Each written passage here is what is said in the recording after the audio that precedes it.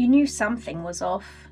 You couldn't explain it, couldn't prove it, but you knew. And still, you talked yourself out of it. That deal you should have walked away from. That person you should never have trusted again. That silence in your chest that said, "Not this." But you ignored it anyway. You weren't stupid. You weren't being dramatic.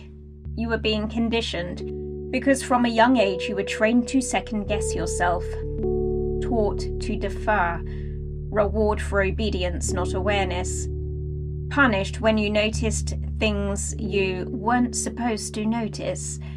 You learned to smile when you were uneasy, to apologise when you were confused, to stay when every cell in your body was begging you to leave.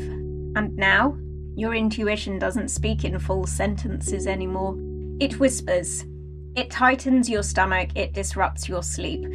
But here's the trap. You've been trained to mistake it for negativity, for overreacting, for being difficult. So instead of listening, you label it. It's just anxiety. I'm being paranoid. Maybe I'm the problem. You gaslight yourself before anyone else gets the chance. And let's be honest, it works. You've gotten pretty good at arguing against your own instincts. So good, in fact, that when you're finally proven right, you feel more shame than relief. Why? Because you didn't just see the red flags, you painted them green. You ignored the gut that told you he was too arrogant to respect you. You ignored the ache that told you that marketing agency was all flash, no delivery. You ignored the signals, not because you couldn't see them, but because you hoped they weren't real. And that's the real betrayal, isn't it? Hope dressed as intuition.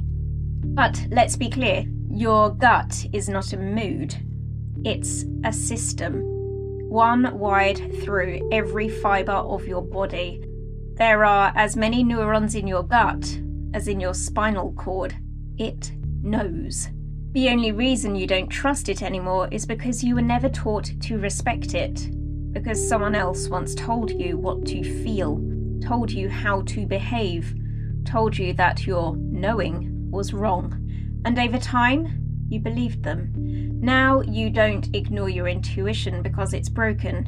You ignore it because somewhere along the line you were taught to distrust the most honest voice you have. But it's still there, still whispering, still warning. The question is, will you listen this time?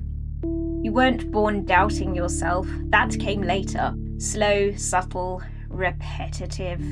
See, self-betrayal isn't a personality flaw, it's a learned adaptation, a way of surviving environments where being intuitive made you inconvenient. You didn't become disconnected from your instincts because you lacked them. You were trained to override them. Maybe it started with something small, a parent who dismissed your fear as drama, a teacher who rewarded your silence over curiosity, a partner who called your unease paranoia. Each moment a quiet rehearsal for self-abandonment. The gut that said no was ignored enough times that it stopped speaking in full volume, and slowly you developed a bias. Not against others, but against yourself.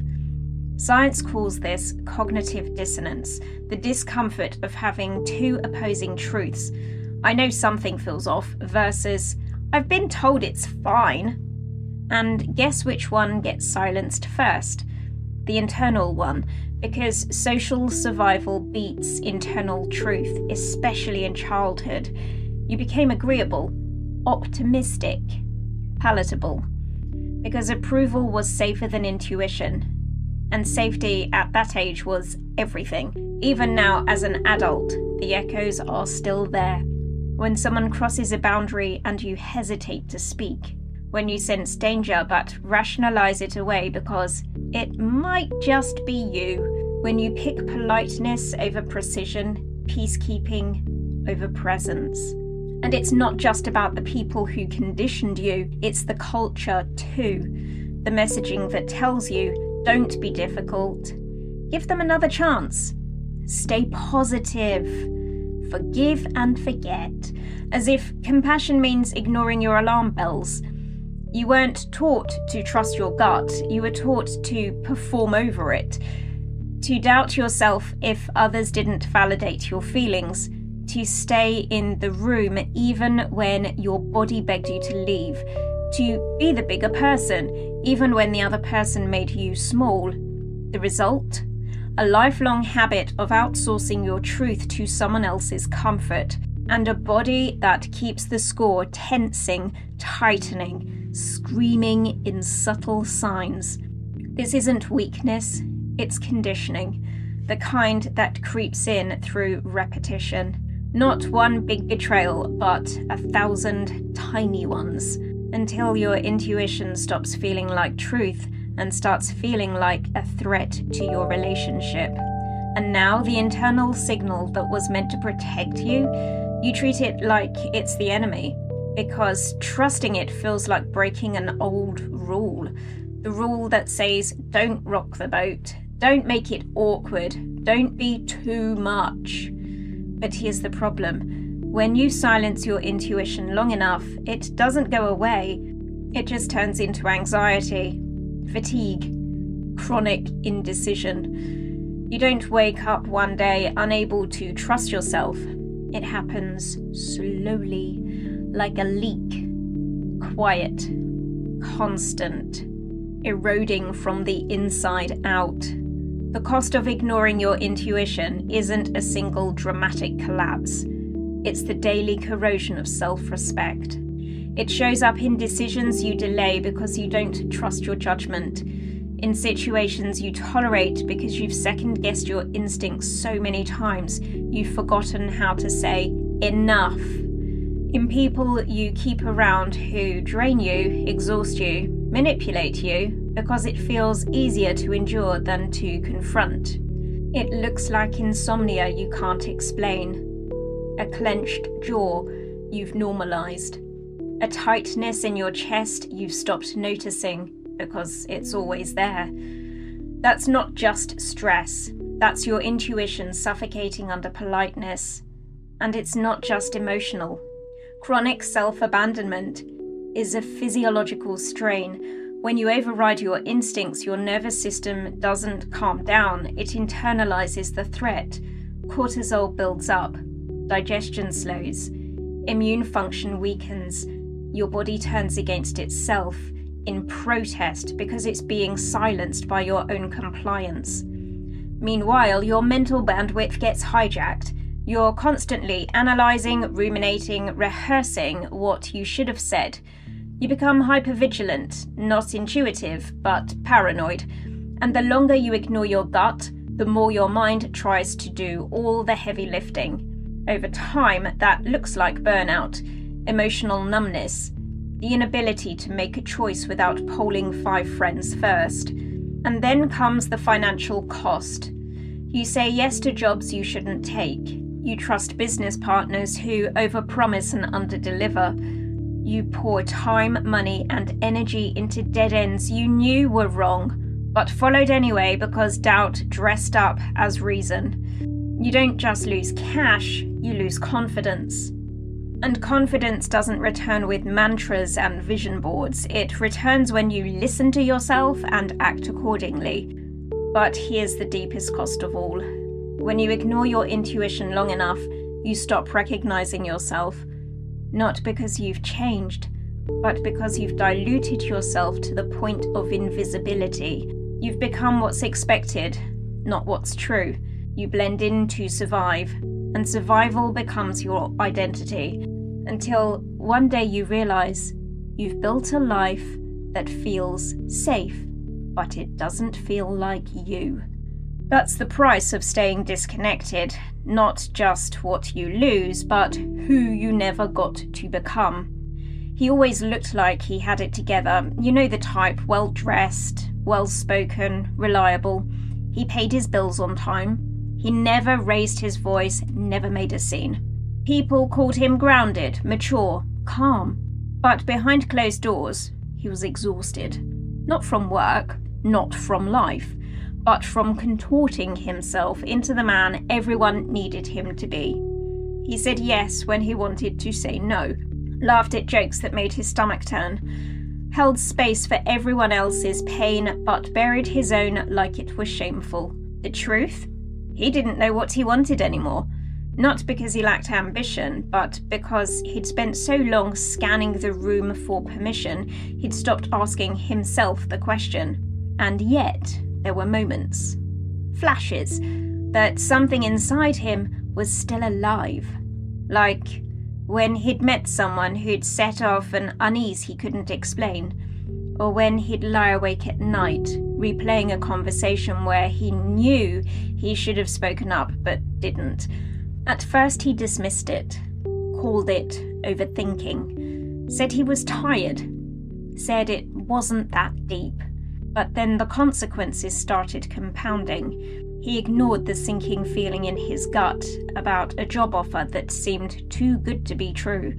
6 months in, he was doing the work of 3 people under a boss who smiled while setting him up to fail. He brushed off the discomfort he felt around a friend who always joked about his insecurities, laughed along, played the part, until he noticed how small he'd started to feel in his own skin. He stayed in relationships long past their expiration date, not because they were healthy, but because leaving felt too final, because staying meant he didn't have to trust himself yet. He wasn't reckless. He was weak. He was just unpracticed in listening to his instincts and highly trained in silencing them. The turning point wasn't dramatic. It came one afternoon while sitting in his parked car outside a house that didn't feel like home, next to someone who didn't really know him. She said, "You're so easygoing." He smiled, but something cracked inside him because he knew it wasn't true. He wasn't easygoing. He was exhausted. He was edited. He was done. And that relief didn't feel like some heroic lightning bolt. It felt like grief. Grieving the years he'd spent shape-shifting. Grieving the man he could have been if he'd listened to himself sooner. But in that quiet ache, something else arrived. Certainty. Not the loud kind that needs convincing. The deep kind, solid, grounded, like a click you feel in your chest. He didn't need to yell. He didn't need to revenge. He just needed to act from that knowing. And when he did, the world didn't collapse. It simply realigned. At some point you realize no one's coming to validate your knowing. There's no certificate for, "I felt it and I was right." No applause when you leave the room early because your gut said, "Don't stay." No medal for avoiding the chaos you knew was coming. Just silence and clarity, and the quiet self-respect of someone who chose themselves before they needed proof. That's what awakening really is, not an explosion, not some cinematic breakthrough. It's the moment you stop outsourcing your decision to other people's approval. The moment you stop needing to be sure before you act. You just know it, and you honor it. That doesn't mean you never doubt yourself again. It means your doubts no longer outrank your instincts. Because here's the truth. You don't need more signs. You need more self-trust. There are men out there walking away from relationships that looked perfect on paper because something inside them doesn't align. There are professionals turning down opportunities that others would kill for because their body tenses every time that name pops up in their inbox. There are fathers, leaders, builders, learning to check in with themselves before checking the rule book. And they're not doing it because it's easy. They're doing it because they're done living out of sync. There's a relief that comes when you stop justifying your unease. When you stop explaining your boundaries to people who are never going to respect them. When you stop debating with yourself about whether it's okay to feel what you feel. You've been through enough to know what misalignment feels like. You've ignored your gut enough times to know what it costs. You've given yourself enough benefit of the doubt to know that your doubt was the benefit. So here's your moment. not of rage, not of rebellion, but of re-ownership. You don't need to convince them. You don't even need to explain. You just need to stop betraying yourself to keep the peace. And the beautiful part is, you've already started. If you're watching this, something in you already knew. The shift began the moment you stopped dismissing that voice inside you as negative or too sensitive or just anxiety. It's not just a voice. It's your compass. And it's not broken. It's been waiting. All right, let's unmask it. We're about to pull Carl Jung out of the library and throw him into the battlefield, because this isn't theory for theory's sake. This is why you feel fractured, why you second guess, why you're not quite sure who's making the decisions anymore. Carl Jung called it the persona, the mask you wear to function in society. Not a lie exactly, just a curated version of you, designed to survive the world. The problem? Most people forget it's a mask. They wear it for so long, they think it's their face. The persona isn't evil. It helps you play roles you need. Friend, father, leader, partner. But when you only operate from that mask, your inner truth gets silenced. And the first voice to go quiet is your intuition. Because the persona isn't built to feel, it's built to be seen. It wants to look right, sound right, act right, even when something inside you is screaming, this isn't it. And when that scream doesn't match the mask, you dismiss it. You call it fear, you call it insecurity, you call it being too sensitive. But what you're really doing is choosing the mask over the message. Over time, this creates what Jung called a fragmented self.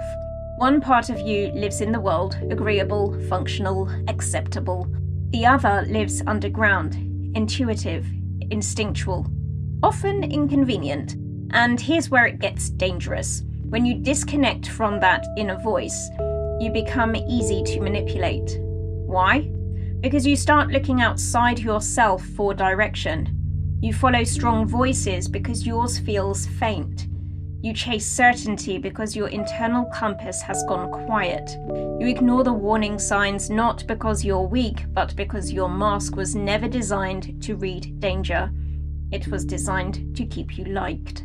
Jung believed that to become whole, we have to integrate what we've disowned. That includes your instinct, your gut feeling, the internal signal that says, this isn't safe, even when everything's on the surface says, this is fine. This isn't spiritual fluff, there's neuroscience to back it. The enteric nervous system, often called the second brain, is located in your gut. It contains over 100 million neurons. It processes emotional information before your conscious mind even catches up. But when the persona runs the show, those messages never make it to the front of the stage. You override, you delay, you comply, until one day your decisions feel hollow, your relationships feel performative, and you can't tell if you're living your life or just managing it. Reconnecting with your intuition isn't about rejecting logic, it's about restoring the internal balance so that the mask becomes a choice, not a cage. Because the longer you live only through your persona, the more your soul starts to whisper, you weren't built to perform. You were built to know. This is the part where it stops being theory and starts getting costly. Not in your head, but in your real life. In rooms where people blink at the new version of you and ask, since when did you start saying no? This is what it actually looks like when you stop betraying yourself. So what does it look like to start trusting your intuition? Let's be clear, it's not glamorous. It doesn't come with a soundtrack. No lightning bolts, no crowds cheering because you finally listened to yourself. Here's what actually happens. You hesitate before saying yes and sit in the discomfort of silence. You walk away from conversations that used to bait you in. You let people misunderstand you instead of over-explaining. You stop offering discounts on your discomfort just to keep the peace. At first, it feels clunky. You'll replay decisions in your head. You'll wonder if you were rude, cold, too abrupt, because the old you would have softened the truth, made excuses, smiled through the unease. Now, you just leave the room. You say, "That doesn't feel right." You just don't reply. And the people around you, especially the ones who benefited from your self-abandonment, they notice. The friend who used to unload on you without asking starts calling less. The colleague who always delegated up suddenly finds someone else to sponge off. The partner who relied on your silence to keep control, they'll start testing you, pushing at your new edges to see if they still fold. Because when you start honouring your instincts, you'll force a recalibration in your relationships. And not everyone's going to upgrade with you. That's the cost. You'll be misunderstood, accused of being distant, selfish, not who you used to be. But here's the truth. You're not. Because the old version of you wasn't you. It was a version edited for other people's comfort. And now you're stepping into the unedited version, where you don't need external validation to act on internal clarity. It's not about being reckless. It's about being reconnected to what your body knows, to what your gut signals, to what your silence has been trying to say for years. So you start small. You don't justify the no. You don't dilute the boundary.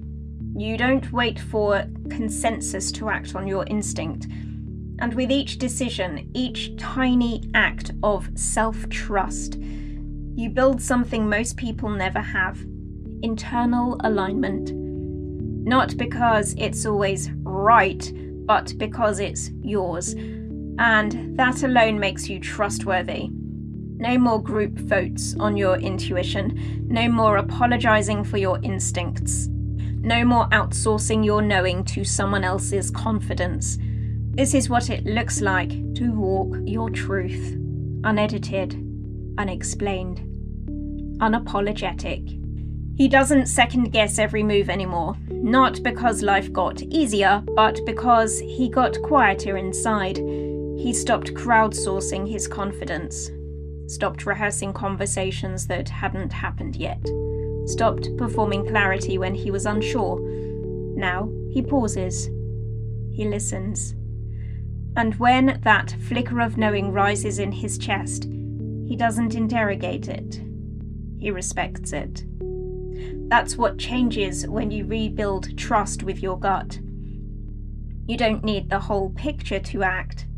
You don't need 5 logical steps and someone else's opinion to validate the choice. You just need you, intact, available, and listening. And the more you honour that voice, the more precise it becomes. Not louder, clearer, because clarity isn't volume, it's direction. It's the moment you walk out of a room and don't explain why. The moment you feel off around someone and don't argue with it. The moment you pass on an opportunity that looked good but didn't feel right, and instead of chasing certainty, you become it. This is the version of you who's not trying to be unbreakable, just undeniably aligned. And yes, it costs you comfort. Yes, it rattles your relationships, but what you get in return is something rare: peace. Not because everything's calm, but because you are. You are no longer split, no longer edited, no longer apologizing for what your body already knows. You've learned the difference between hope and instinct, between intuition and illusion, between the noise of fear and the whisper of truth. And now, when that whisper comes, you listen. You act, you walk, you exit.